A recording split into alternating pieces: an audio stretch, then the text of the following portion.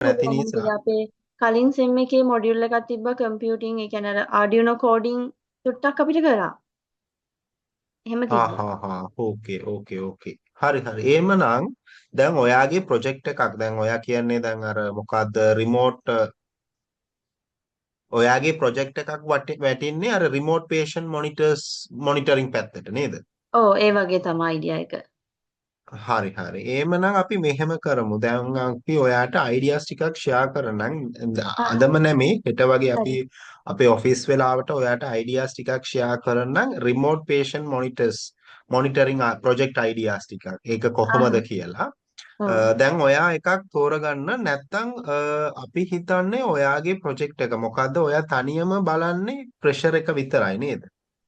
මගේ දැන් අර මගේ යාළුවෙක් මට කියලා තියෙනවා මේ ප්‍රෙෂර් බයින් එක චුට්ටක් ඇකියුරේට් කරන්න අමාරුයි මොකද සෙන්සර් එක එහෙමත්